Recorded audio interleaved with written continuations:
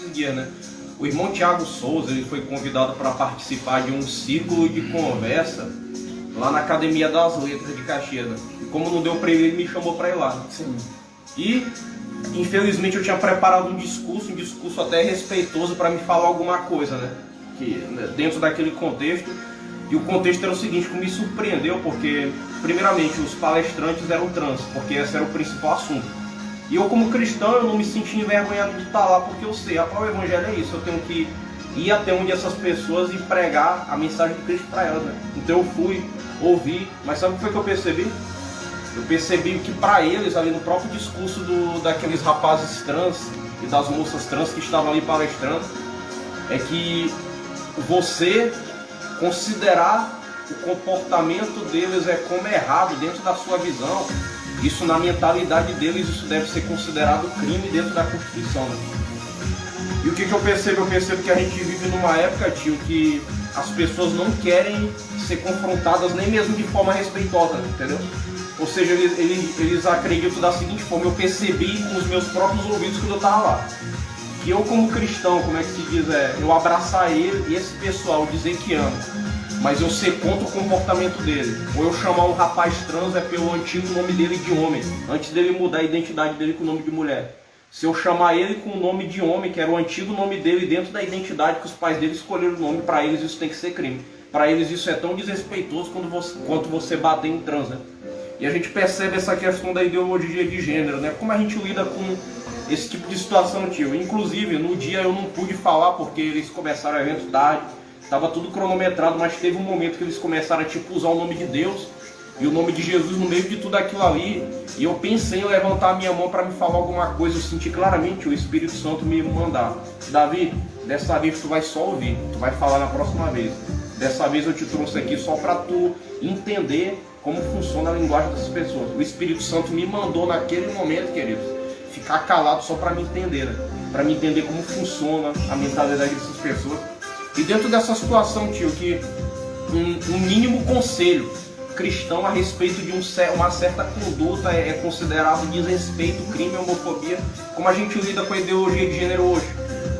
Boa pergunta, e uma pergunta muito difícil de se responder. A gente tem que trilhar de forma coerente, mas também não pode deixar as bases, deixar os fundamentos da palavra. O apóstolo Paulo disse que nós não podemos, né, lançar outro fundamento. A gente tem que seguir firme, e as consequências elas são suscetíveis a todo líder, a todo pastor, a mim, ao seu pai, que é o apóstolo, que também pensa da mesma forma, a todos os pastores da Associação de Caxias, a todos os líderes evangélicos que pensam.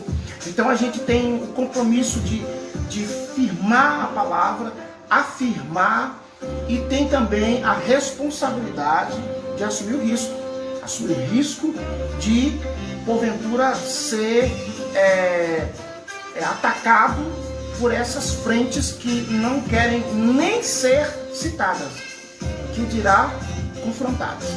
Então, o que eu penso em relação a isso aí? Eu acho que na cabeça da gente já está mais do que definido, mais do que claro, que o crente ele não tem preconceito, porque o preconceito é algo formado à base da ignorância. A pessoa que formula um conceito à base da ignorância, ele não consegue sustentar o conceito, porque o conceito é frágil, o conceito pode facilmente ser derrubado, atacado por algum grupo de pessoas intelectuais e com 3 ou 4 ou sei lá, 5 argumentos, derrubar ali aquele conceito. Então nós não podemos ter um conceito frágil, um conceito fraco, um conceito errado. Nós temos que ter um conceito definido. E aí é que o Senhor nos chama para a responsabilidade de nos firmar naquilo que as Escrituras dizem. Ou seja, qualquer pessoa pode ser o que quiser. Não é problema nosso, é da pessoa. Sim. Qualquer pessoa pode ser o que quiser. E a igreja não tem autoridade de impor a doutrina para ele. Não. A Bíblia diz que nem o Espírito Santo tem essa prerrogativa de impor. O que a Bíblia diz a respeito do Espírito Santo? Que ele age de acordo com o deixar da pessoa. E aí, aquele versículo que todo mundo conhece: não é por força e nem por violência, mas é pelo meu Espírito. E a palavra de Deus diz, Jesus quando ele fala do Espírito Santo, ele diz assim, que o meu Espírito os conduzirá a toda a verdade, justiça, juízo, ou seja, é algo que a pessoa se sente convencido. Então, como é que um pastor deve se comportar? Eu falo isso porque eu já recebi, digamos, ensinamentos do próprio apóstolo, de outros pastores amigos, de pessoas influentes no país, de líderes que falam essa mesma linguagem. Que a pessoa que se diz ser homossexual, ele é uma pessoa homossexual por ou uma imposição, um fator externo que fez com que ele assumisse essa identidade, ou porque ele quis, ou foi por imposição, ou foi porque ele quis. Ele assumiu essa identidade e ele quis. E outra coisa, até hoje a biologia, a ciência não conseguiu descobrir um cromossomo intermediário. Então é X e Y. E a palavra de Deus, ela define de forma clara macho e fêmea. A biologia defende de forma científica macho e fêmea. Ou seja, nós temos dois argumentos fortes: macho e fêmea, cromossomos Y e X. Pronto, define claramente. Aí, como é que a gente lidar com essas pessoas que optam por ser? É um direito de cada pessoa. Eu acho que as pessoas que agridem uma pessoa porque ele se tornou um homossexual, aí é ignorância. Essa pessoa tem que ir pra cadeia. Essa pessoa é um criminoso. Isso que é homofobia, né? Exatamente, agressão. Agora, poxa, eu critico o político. Eu chamo o político de ladrão. Estou falando de forma genérica. Não estou dizendo que eu estou afirmando isso agora. As pessoas chamam o político de ladrão. Chamam o juiz de ladrão. Numa partida de futebol, o cara cai no juiz de ladrão só porque ele anulou o gol do Vasco, poxa. Um abraço aí pro vascaínos. Só porque ele anulou o gol do Palmeiras, o cara cai nele de ladrão. Eu sou ex-vascaíno. A gente vê que as pessoas, elas são muito ferozes em criticar os outros. Agora, na hora que a crítica é voltada para um segmento da homossexualidade, parece que se torna algo intocável. É como se fosse uma cláusula pétrea que a Constituição não tem e que precisa ter. Todo mundo se critica Deus, as pessoas chamam Deus de nada, que não existe, critica Jesus, critica todo mundo. Mas na hora que critica na hora que define claramente, ou critica, que também é errado, você está aqui fazendo a crítica pela crítica, também é errado. Toda pessoa é digna de amor, de respeito, é digna de ser respeitada pelo caráter que a pessoa tem. Agora, poxa, paciência, né? Roubou, pode ser homossexual ou não, vai pra cadeia. Matou, pode ser homossexual ou não, vai pra cadeia. Não importa. Quem comete crime, independentemente da sua identificação sexual, digamos assim, problema dele. Matou, roubou. Agora tem um porém. Uma coisa muito interessante é porque eu percebo que as pessoas que tentam estabelecer leis que favorecem o seu grupo, né? O seu grupo homossexual, né? Eu percebi isso com meus próprios ouvidos quando eu estava lá, né? Eles têm dificuldade de entender que o comportamento homossexual, assim como o comportamento do adultério, da prostituição, né? Você ser homossexual não faz você pertencente a uma raça. Ou seja, porque o homossexualismo não é uma raça, é um comportamento. É diferente de como eles se comportam, eles querem passar a imagem para a sociedade de que, como por exemplo, esse dia mesmo teve, é até escandaloso isso que eu vou falar, mas teve um jovem missionário que ele fez uma live dizendo que Deus fez ele gay. Então, uma coisa que eu percebo muito sério nisso, nós somos a religião mais perseguida do mundo, pouca gente faz isso.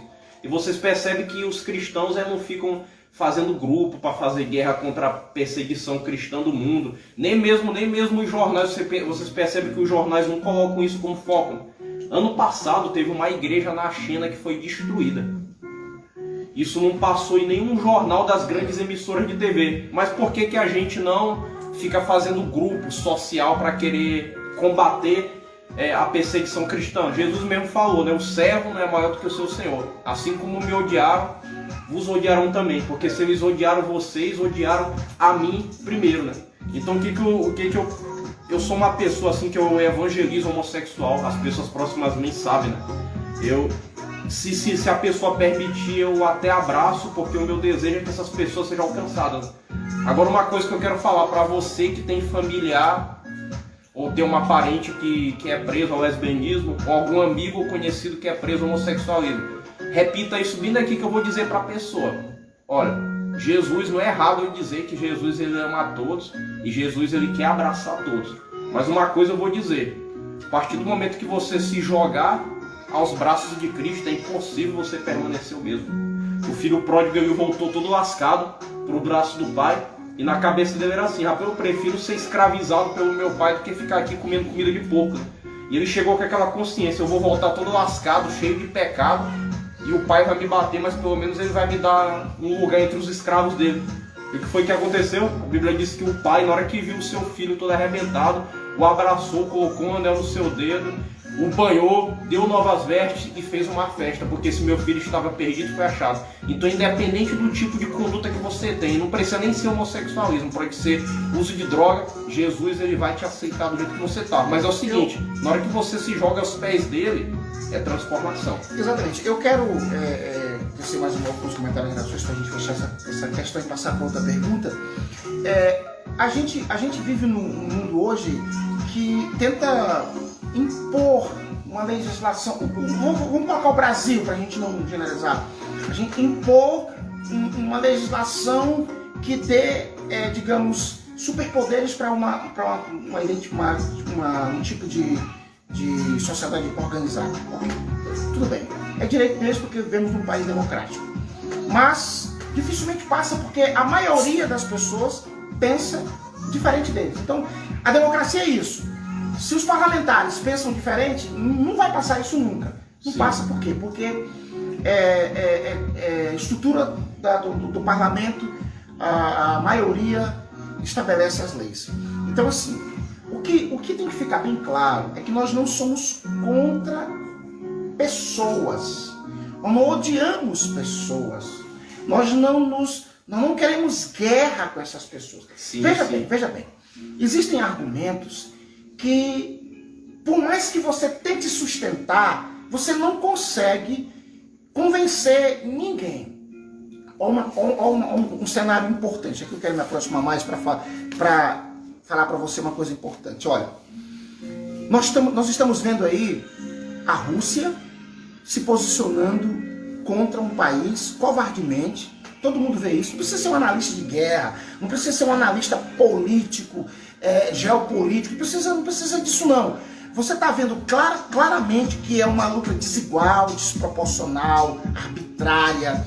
Houve até um engano na época, porque a Ucrânia se desarmou nuclearmente. Para quê? Para que hoje a Rússia tivesse hoje total vantagem, sem nenhum efeito colateral. Porque se a Ucrânia tivesse bomba atômica, aí a Rússia pensaria 2 vezes ou 3 vezes antes de invadir. Mas tudo bem. Aí hoje, as nações do mundo inteiro, 99% das nações, porque tem aí alguns malucos aí que apoiam a Rússia, não concordam com a Rússia. 99%. Eu não sei nem se eu posso chegar a mais disso, mas digamos que 99% não concordam com a atitude da Rússia. E nem por isso a Rússia cedeu. É um direito da Rússia dizer que está certa. Sim, exatamente. É 1%, pastor Giovanni. Sim, mas eles têm direito de dizer que estão certos. Eles estão errados? Estão. Para uma mente coerente, para uma mente que raciocina corretamente, ponderando a razoabilidade, a Rússia está errada. É covardia. Impor uma conquista goela abaixo.